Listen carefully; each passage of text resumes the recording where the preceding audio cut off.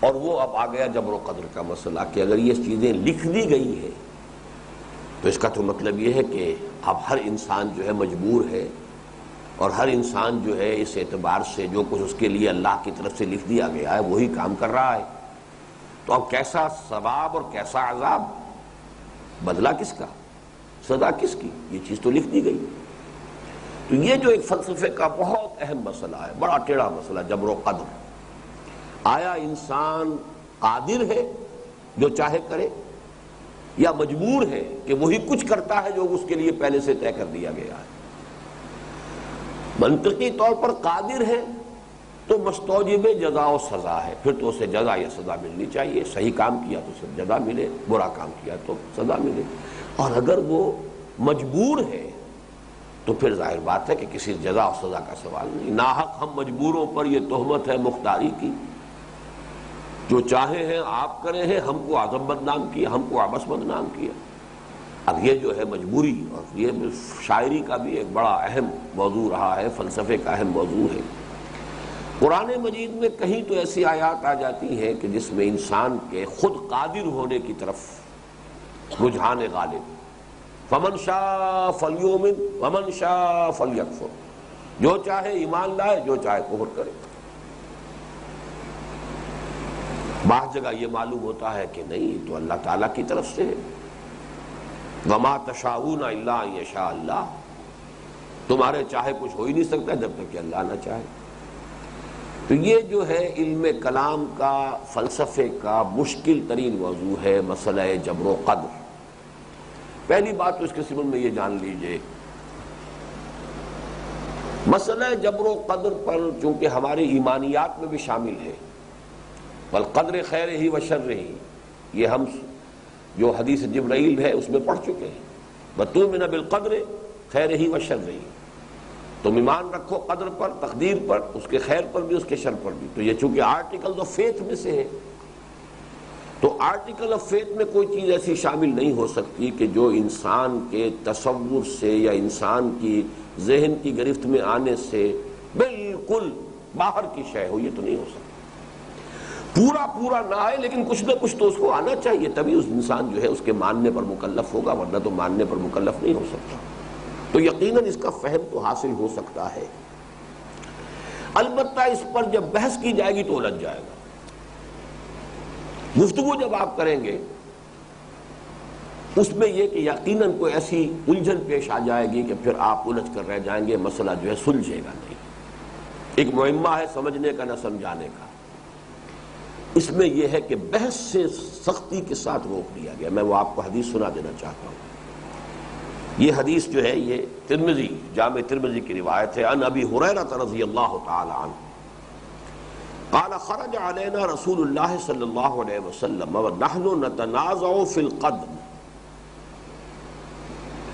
کہ ایک روز ایسا ہوا کہ حضور صلی اللہ علیہ وسلم برآمد ہوئے اپنے حجرہ مبارکہ سے. ہم بیٹھے ہوئے تھے مسجد میں اور ہم جھگڑ رہے تھے قدر کے بارے میں. نتنازع، تنازع ہو رہا تھا، مناظرہ ہو رہا تھا، بحث و نزاع ہو رہا تھا فی القدر، تقدیر کے بارے میں. فغضب، تو حضور اس پر غضبناک ہوئے، آپ کو غصہ آیا. حتی احمر وجہہ، اور اتنا غصہ آیا کہ آپ کا چہرہ سرخ ہو گیا.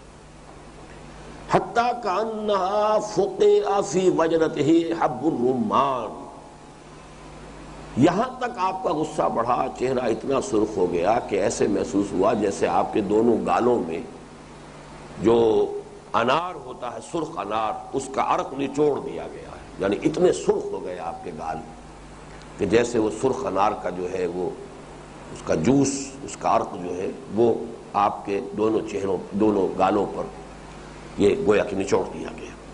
فقال، آپ نے اس غصے کی حالت میں فرمایا، اب ھذا امرتم، کیا تمہیں اس بات کا حکم دیا گیا؟ اب بھذا ارسلت الیکم، یا کیا میں اس کام کے لیے تمہارے پاس بھیجا گیا ہوں؟ انما ہلک من کان قبلکم حین تنازعوا فی ھذا الامر، کان کھول کر سن لو، تم سے پہلے جو لوگ تھے وہ ہلاک ہو گئے جب انہوں نے اس معاملے کے اندر بحثیں شروع کی. عزمت علیکم عزمت علیکم، دیکھو میں تمہیں تاکید کر رہا ہوں، میں تمہیں تاکید کر رہا ہوں، میں تمہیں تاکیدی حکم دے رہا ہوں، اللہ تنازعوا فیہ، اس معاملے کے اندر آپس میں جھگڑو نہیں۔ رواہ الامام الترمذی رحمہ اللہ۔ تو میں نے دو باتیں کہیں، ایک تو بات عقلی ہے، عقلی یہ ہے کہ چونکہ یہ آرٹیکل آف فیتھ میں ہے، آرٹیکل آف فیتھ میں، ایمانیات میں یہ تو ہے، اللہ کی حقیقت تو ہماری سمجھ میں نہیں آ سکتی، لیکن کچھ نہ کچھ تو انسان جو ہے عقل سے، منطق سے سمجھتا ہے کہ یہ کائنات بہرحال کسی کے پیدا کیے پیدا ہوئی ہے، یہ آیات اسی کی ہے۔ اس کی ذات کو نہ سمجھ سکے، اس کی صفات کو تو کچھ سمجھتے ہیں کہ اللہ کل شیء قدیر ہے، بکل شیء علیم ہے، العزیز ہے، الجبار ہے، یہ ساری چیزیں تو کچھ نہ کچھ تو سمجھ میں آتی ہیں۔ اسی طریقے سے نشأۃ ثانیہ، دوبارہ اٹھنا، بعد سے بادل بہت سمجھ میں آتا ہے، زمین مردہ ہو جاتی ہے پھر دوبارہ زندہ ہو جاتی ہے، تو انسان جس نے پہلی مرتبہ پیدا کیا ہے کیا وہ دوبارہ پیدا نہیں کر سکتا؟ الیس ذلک بقادر، کیا وہ اس پر قادر نہیں؟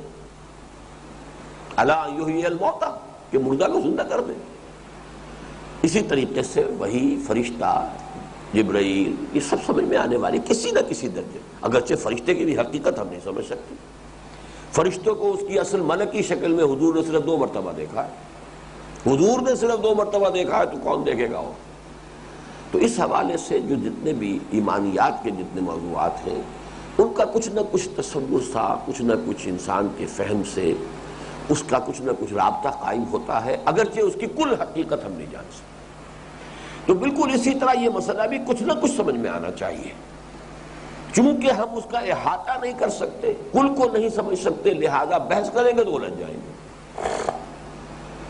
اسی لیے کہا گیا ہے کہ اللہ تعالیٰ کی صفات میں غور کرو، آلاء اللہ میں غور کرو، اس کی ذات میں غور مت کرو۔ وہ میں آپ کو شعر سنا چکا ہوں، حضرت ابوبکر صدیق رضی اللہ تعالیٰ عنہ نے فرمایا کہ العجز عن درک الذات ادراک، اللہ تعالیٰ کی ذات کے ادراک سے عاجز ہو جانے کا جب احساس ہو جاتا، بس یہی ادراک ہے۔ تو دل میں تو آتا ہے، سمجھ میں نہیں آتا، بس جان لیا میں تیری پہچان یہی ہے۔ سمجھ میں نہیں آتا، دل میں آتا ہے کہ ہاں ہے، ہست دور بینان بارگاہ الست، جس پہ این برداند کے ہست ہے کوئی نہ کوئی، اور وہ کوئی نہ کوئی کیا ہے، کیسا ہے، وہ اس کی ذات کو ہم نہیں جانتے، صفات سے ضرور کچھ نہ کچھ ہمارا تصور ہے۔ تو اسی طریقے سے تو دل میں تو آتا ہے، سمجھ میں نہیں آتا، بس جان لیا میں تیری پہچان یہی ہے۔ یہ شعر ہے خواجہ عز الدین مجذوب، جو خلیفہ تھے مولانا اشرف علی تھانوی رحمۃ اللہ علیہ کے، جن کا ایک اور بہت پیارا شعر ہے اور بڑا عاشقانہ شعر ہے اور بڑا فلسفیانہ شعر ہے۔ اب تو آجا اب تو خلوت ہو گئی، ہر تمنا دل سے رخصت ہو گئی۔ دل کو ہر آرزو اور تمنا سے پاک کر دو گے تب اللہ دل میں آئے گا۔ اللہ بڑا غیور ہے، اور آرزویں بھی ہو اور محبتیں بھی ہو اور اس کے اوپر جو ہے اللہ کی محبت بھی آ جائے، نہیں، ہر تمنا دل سے رخصت ہو گئی۔ اب تو آجا اب تو خلوت ہو گئی، اللہ تعالیٰ تب آتا ہے۔ بہرحال اس کو نوٹ کیجئے کہ 2 باتیں میں نے عرض کی کہ قدر کا مسئلہ اگرچہ بتمام و کمال سمجھ میں آنے والا نہیں ہے، لیکن کچھ نہ کچھ سمجھ میں آنا چاہیے، تبھی ہمیں اس پر ایمان لانے کا حکم دیا گیا۔ البتہ اس کی کل حقیقت سمجھ میں نہیں آئے گی، لہذا اس پر بحث و نزاع نہیں ہونا چاہیے۔ عزمت علیکم عزمت علیکم اللہ تنازعوا فیہ، میں تمہیں تاکیداً حکم دے رہا ہوں، میں تمہیں تاکیداً حکم دے رہا ہوں کہ اس کے بارے میں جھگڑنا نہیں۔ اب وہ کس حد تک سمجھ میں آتا ہے اس کو میں ذرا بعد میں عرض کروں گا۔ ہم نے تنظیم اسلامی کا وہ جو تعارف تنظیم اسلامی پیمفلیٹ ہے، اس میں عقائد کی مختصر سی تشریح کی ہے، وضاحت کی ہے، اور اس پہلو سے ہمارا دستور جماعت اسلامی کے دستور سے بنیادی طور پر مختلف ہے۔ جماعت اسلامی کا دستور جو ہے وہ چلتا ہے صرف کلمہ طیبہ سے، لا الہ الا اللہ کا یہ مفہوم ہے، محمد رسول اللہ کا یہ مفہوم ہے، اور یہ ہم نے تقریباً سارا کا سارا وہاں سے لے لیا ہے اور لکھ کے لیا ہے، ڈڈلے سے لیا ہے۔ یہ کسی کی جاگیر تو نہیں ہے، بہت عمدہ تعبیر ہے۔ لا الہ الا اللہ کہنے کا مطلب یہ ہے، اور محمد رسول اللہ کہنے کا مطلب اس سے لازم کیا آتا ہے یہ ہے، اگرچہ دوسرے حصے میں ہم نے کچھ چیزوں کا اضافہ کیا ہے، لیکن وہ پورا لیا ہے۔ لیکن جماعت اسلامی کے دستور میں ایک بہت بڑا خلا یہ ہے کہ عقائد کی بحث ہی نہیں، یعنی خالص اگر آپ ٹیکنیکلی کہیں تو کوئی شخص جو فرشتے کا منکر ہو وہ بھی جماعت کا رکن بن سکتا ہے۔ بتائیے دستور میں کہاں لکھا ہے کہ یہاں پہ فرشتے کو ماننا ہوگا؟ اس حوالے سے ہم نے اپنے ہاں عقائد کو شامل کیا ہے، اللہ کی ذات و صفات، آخرت کا معاملہ، اس میں تقدیر کا مسئلہ بھی آیا، وہ میں آپ کو بتاؤں گا۔ ویسے یہ کہ اسے اس کتاب سے آپ جا کے سمجھیے گا، مختصر ترین الفاظ میں اس کی وضاحت جو ہے مسئلہ جبر القدر کی وہ اس میں موجود ہے۔ لیکن یہاں پہلے اس حدیث کو آپ پورے کو پڑھ لیں۔ ثم يرسل إليه الملك فينفخ فيه الروح ويؤمر بأربع كلمات بكتب رزقه وأجله وعمله وشقي أو سعيد۔ اب اس کا ایک نتیجہ نکلتا ہے جس کو پہلے بیان کیا گیا، فوالذی لا الہ غیرہ، تو قسم ہے اس ذات کی جس کے سوا کوئی الہ نہیں ہے۔ حضور فرما رہے ہیں ان احدکم لیعمل بعمل اہل الجنۃ حتی لا یکون بینہ وبینہا الا ذراع، تم میں سے کسی شخص کا یہ حال ہوتا ہے کہ وہ اہل جنت کے سے عمل کرتا رہتا ہے کرتا رہتا ہے کرتا رہتا ہے کرتا رہتا ہے، یہاں تک کہ اس کی اور جنت کے درمیان ایک ہاتھ سے زیادہ فاصلہ نہیں رہتا، اتنا قریب جنت کے پہنچ گیا۔ فَيَسْبِقُ عَلَيْهِ الْكِتَابِ، لیکن پھر اس پر وہ کتاب جو ہے، تقدیر جو پہلے سے لکھ دی گئی ہے بات کہ یہ شقی ہے سعید نہیں ہے، وہ اس پر غالب آ جاتی ہے۔ فَيَعْمَلُ بِعَمَلِ أَهْلِ النَّارِ فَيَدْخُلُهَا، تو اب وہ عمر کے آخری حصے میں جہنمیوں کے سے کام کرنے شروع کر دیتا ہے، اہل النار کے سے کام کرنے شروع کر دیتا ہے، یہاں تک کہ اس میں داخل ہو جاتا ہے۔ وَإِنَّ أَحَدَكُمْ لَيَعْمَلُ بِعَمَلِ أَهْلِ النَّارِ، اس کے برعکس بھی ہے، وائسی ورثہ کہہ دیتے تو بس بات پوری تھی، لیکن یہ کہ یہاں پر اس کی وضاحت پوری کی حضور نے۔ تم میں سے کوئی شخص ایسا بھی ہو سکتا ہے کہ جو جہنمیوں میں سے کام کرتا رہے کرتا رہے کرتا رہے، حتی لا یکون بینہ وبینہا الا ذراع، اس درجے وہ جہنمی بن چکا ہو کہ اس کے اور جہنم کے درمیان بس ایک ہاتھ کا فاصلہ رہ جائے۔ فیسبق علیہ الکتاب، پھر اس کے اوپر نوشتہ غالب آ جاتا ہے۔ فیعمل بعمل اہل الجنہ، پھر وہ عمل کرتا ہے جنت والوں کے سے عمل، فیدخلھا، اور اس میں داخل ہو جاتا ہے۔ گویا کہ حضور نے اس مثال کے ذریعے سے اس مسئلے کی جو مشکل ترین پروپوزیشن ہو سکتی ہے اس کو سامنے رکھ دیا۔ مشکل ترین پروپوزیشن ہے یہ، ایک شخص ساری عمر، فرض کیجئے 100 برس کی عمر تھی، 99 برس تک وہ اہل جنت کے کام کرتا رہا، 100ویں برس میں آ کر اور اس کی کچھ ایسی مت ماری گئی یا کچھ ہو گیا، بظاہر تو ہم یہی کہیں گے کہ اب وہ جہنمیوں کے سے کام شروع کر دیا اور وہ گیا جہنم میں گیا۔ آج کی خبر سن کے میں حیران رہ گیا ہوں، علامہ زاہد الراشدی شیعہ ہو گئے، یہ تو اس سے بومب شیل جی، یہ وہ نہیں ہے؟ اچھا ہے، اچھا اللہ کا شکر ہے، تو خیر کوئی اور ہوں گے پھر وہ، زاہد الراشدی تو گجرانوالے والے تو بڑی بڑی شخصیت ہے اہل سنت کی، خیر چھوڑیے۔ لیکن یہ کہ یہ مثال انہونی بات نہیں ہے، یہ قرآن مجید میں جو تذکرہ ہے بلعام بن باعورہ، اگرچہ اس کا نام نہیں قرآن مجید میں آیا ہے، سورہ اعراف میں ہے، ایک شخص ہے، آتیناہ آیاتنا، ہم نے اسے اپنی آیات عطا کی تھی، وَلَوْ شِئْنَا لَرَفَعْنَاهُ بِهَا، ہم چاہتے تو اور اسے اونچا اٹھاتے، اس کا مقام اور بلند کرتے، وَلَكِنَّهُ أَخْلَدَ إِلَى الْأَرْضِ، وہ زمین کے اندر ہی دھنستا چلا گیا۔ اور جو اس کی تفصیل تورات میں آتی ہے وہ یہ ہے کہ اس عمر میں بڑا زاہد و عابد ولی اللہ، بہت اونچا انسان، عالم فاضل، لیکن یہ کہ خاص وقت میں آ کے ایک عورت کے اس طرح کے اغوا کے اندر جو ہے وہ پھنسا ہے کہ پھر سارا زہد اور سارا تقوی اور ساری دینداری، سارا علم، سارا فضل ختم ہو سکتا ہے۔ قرآن مجید میں مثال موجود ہے۔ تو یہاں پر جو ہے جیسا کہ میں عرض کر رہا تھا کہ مشکل ترین جو پروپوزیشن ہو سکتی اس مسئلے کی وہ حضور نے بیان کر دی۔ اب آپ یہ سمجھ لیجئے کہ اصل مسئلہ ہے کیا۔ دیکھیے، دو الفاظ میں چاہتا ہوں کہ آپ انگریزی کے حوالے سے اچھی طریقے سے ذہن نشین کر لیں۔ ایک ہے پری نالج، کسی شے کا علم پہلے ہونا، وقوع سے قبل اس کا علم ہونا. ایک ہے پری ڈیسٹینیشن، مجبوری کسی شے کی تقدیر کا تعین کر دینا کہ ہی اور شی از ڈیسٹنڈ ٹو ڈو اٹ، اسے لا محالہ یہ کرنا ہے. جبر کے لیے جو انگریزی کی اصطلاح ہے فلسفے کی، وہ پری ڈیسٹینیشن ہے. Pre knowledge is something else, predestination is something else.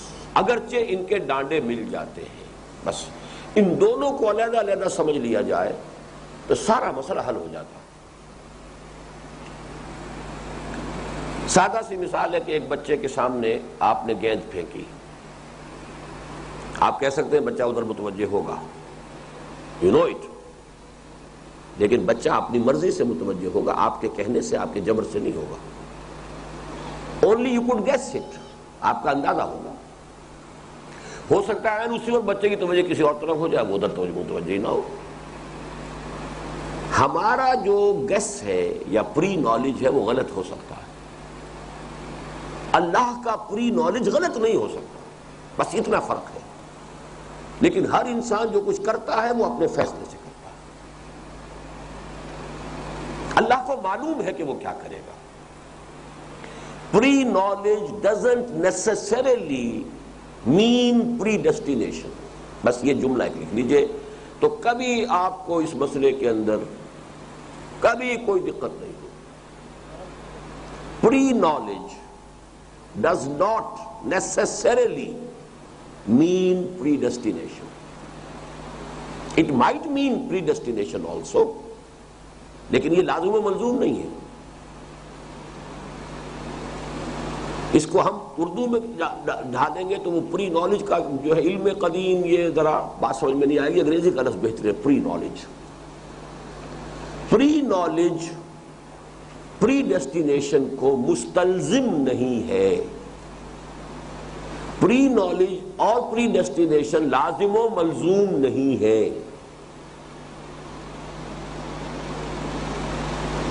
Pre knowledge does not necessarily mean predestination. Allah کا پری نالج ہے کہ کوئی کیا کرے گا، اور وہی اصل میں قرآن مجید میں جو آتا ہے کل شیء عندہ فی ام الکتاب، کہیں کتاب میں آتا ہے ہر چیز لکھی، وہ کتاب اللہ تعالیٰ کے علم کی کتاب ہے، ہر شے لکھی ہوئی ہے. یہ کرے گا، لیکن وہ کرتا ہے اپنے فیصلے سے. انا ہدیناہ السبیل اما شاکرا و اما کفورا.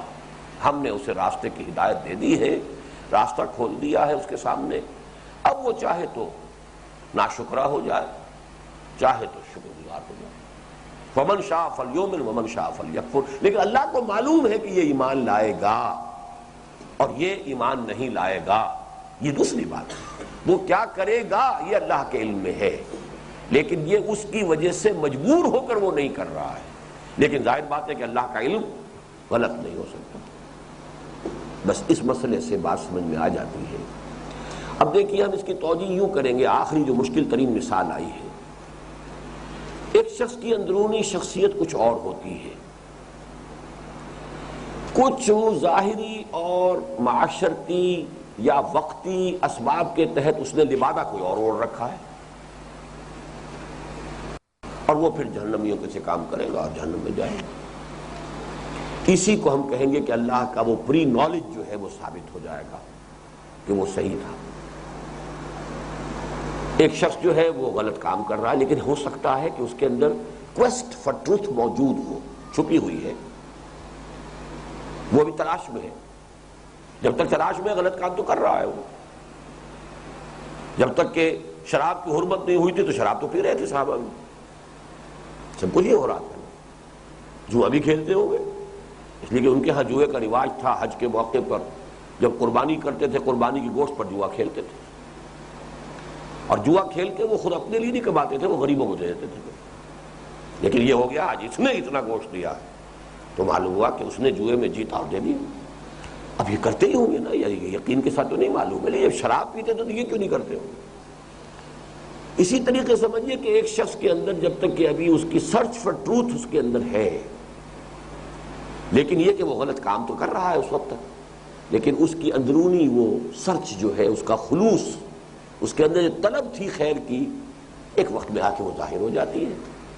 لہذا وہ اپنی نیکی کے کام کرتا ہے، نیکی کے راستے پر آتا ہے، آخری وقت میں ایمان لے آتا ہے۔ معلم یغرغر، جب موت کے آثار شروع ہو جائیں تب تو توبہ اور ایمان بیکار، لیکن موت کے آثار شروع ہونے سے پہلے پہلے توبہ کرتا۔ توبہ آپ کو معلوم ہے، کوئی شخص کفر سے ایمان میں آ گیا تو ساری زندگی کے پچھلے جو اس کے گناہ ہیں وہ معاف ہو گئے کہ نہیں ہو گئے؟ تو کوئی اس میں دقت نہیں ہے، لیکن صرف تعبیر کا فرق ہے۔ ظاہری الفاظ کے حوالے سے بڑے بڑے اشکالات اس میں آ گئے، لیکن اگر ایک وہ حقیقت سامنے ہو، ہماری جو اس کتاب کا جو میں نے حوالہ دیا ہے اس میں جو اصل میں اس کی دو جملوں میں کہ در حقیقت ایمان بالقدر نام ہے اللہ کی دو صفات پر ایمان کا۔ ایک تو اس صفت پر ایمان، اللہ ہر شے پر قادر ہے، کسی کے کیے کچھ نہیں ہو سکتا جب تک کہ اذن رب ہو۔ مجھے اللہ نے طاقت دے رکھی ہے، میں اپنا ہاتھ اٹھا سکتا ہوں، لیکن میں ہاتھ نہیں اٹھا پاؤں گا جب تک کہ اذن رب نہ ہو۔ ہر لحظہ، ہر آن اللہ کا اذن ہوتا ہے، پتہ تک بھی جنبش نہیں کھا سکتا جب تک کہ اذن نہ ہو۔ تو کسی کام کو کرنے کا ارادہ میرا ہے، اس کام کا بالفعل ہو جانا اذن رب کے بغیر ممکن نہیں ہے۔ اسی کو ہمارے متکلمین نے کہا ہے کہ ہم کاسب اعمال ہے، خالق اعمال نہیں ہے۔ عمل خلق ہوتا ہے اللہ کے حکم سے، البتہ کسب ہم نے کر لیا، نیکی کا کام کا ارادہ کیا تھا، اللہ نے اس کو پورا کر دیا، تو اپنے ارادے کی وجہ سے ہم نیکی کا جو ہے اجر و ثواب پا لیں گے۔ بدی کا ارادہ کیا تھا، اللہ نے کہا ٹھیک ہے جاؤ دفع ہو جاؤ، کرو بدی تم، تو ہم کر نہیں سکتے تھے بالفعل جب تک کہ اللہ کی اجازت نہ ہو، لیکن چونکہ ارادہ ہمارا تھا، ہم اس کے اوپر جو عذاب ہے یا سزا ہے اس کے مستحق ہو گئے۔ اسی طرح کوئی شخص میرا لاکھ بگاڑنا چاہے نہیں بگاڑ سکتا جب تک کہ اللہ کی مرضی نہ ہو، اللہ کا اذن نہ ہو۔ لا حول ولا قوت الا باللہ، ما اصاب من مصیبت الا باذن اللہ ومن یؤمن باللہ یہد قلبہ۔ اس کا یہ مطلب نہیں ہے کہ جس شخص نے پتھر مارا ہے وہ مجرم نہیں ہے، وہ پتھر مارنے کا مجرم ہے، لیکن پتھر مجھے نہ لگتا اگر اللہ چاہتا، لاکھ اس کا نشانہ کتنا ہی اچھا ہو چوب جاتا، لیکن مجھے جو لگا ہے تو در حقیقت دو چیزیں مل گئی کہ اس نے مارنا چاہا اور اللہ نے بھی اذن دے دیا کہ ہاں لگ جائے۔ میں کہوں گا مجھے تو اللہ نے مارا، لیکن جرم وہ مجرم وہ بھی، سزا دنیا میں اسے بھی ملے گی۔ تو یہ ہے اصل میں سورہ تغابن کے ضمن میں یہ ساری بحثیں ہمارے یہاں آ جاتی ہیں۔ تو قدر کا ایک پہلو وہ ہے، قدر کا ایک پہلو یہ ہے کہ جو کچھ بھی انسان کرتا ہے اللہ کے علم قدیم میں وہ پہلے سے موجود ہے۔ بہرحال یہ حدیث مبارک جو ہے یہ یوں سمجھیے کہ بڑے اہم مہمات امور جن کو کہنا چاہیے، فلسفے کے، سائنس کے، مسئلہ جبر و قدر ہے، حقیقت انسان ہے۔ اب دیکھیے جو معلوم نہیں وقت کتنا ان کے پاس رہ گیا ہے، اس آیت کے ساتھ جو ہے اس کو جوڑ لیجئے۔ وَلَقَدْ خَلَقْنَا الْإِنسَانَ مِنْ صُلَالَةٍ مِّن طِينٍ ثُمَّ جَعَلْنَاهُ نُطْفَةً فِي قَرَارٍ مَّكِينٍ فَخَلَقْنَا النُّطْفَةَ عَلَقَةً فَخَلَقْنَا الْعَلَقَةَ مُضْغَةً فَخَلَقْنَا الْمُضْغَةَ عِظَامًا فَكَسَوْنَا الْعِظَامَ لَحْمًا ثُمَّ أَنشَأْنَاهُ خَلْقًا آخَرَ۔ پہلے فا سے ہو رہا ہے سب کچھ، یہاں ثم آ گیا، یہ ہے در حقیقت ثُمَّ أَنشَأْنَاهُ خَلْقًا آخَرَ، کہ یہاں پر جب فرشتہ آ گیا اب وہ شے ہی اور ہو گئی۔ پہلے وہ ایک حیوان انسان تھا، اب وہ انسان ہے، زمین و آسمان کا فرق ہو گیا۔ ثم انشأناه خلقا آخر فتبارک اللہ احسن الخالقین۔ تو بڑی بابرکت ہے وہ ذات اللہ کی کہ جو بہترین پیدا کرنے والا ہے۔ اب یہاں پر ثم انشأناه خلقا آخر جو ہے اس کی شرح ہے در حقیقت اس حدیث کے اندر۔ نطفہ ہے، علقہ ہے، مضغہ ہے، پھر ہڈیاں بن گئی، پھر اس کے اوپر گوشت بھی چڑھ گیا، سب کچھ ہو گیا، لیکن یہ کہ وہ روح جب پھونکی جاتی ہے تو اب وہ شے دیگر ہے، اب شے ہی اور ہو گئی۔ پہلے وہ صرف ایک حیوان کا حیرہ تیار ہو رہا تھا، اب وہ ایک انسان ہے معین۔ بارک اللہ لی ولکم فی القرآن العظیم ونفعنی وإیاکم بالآیات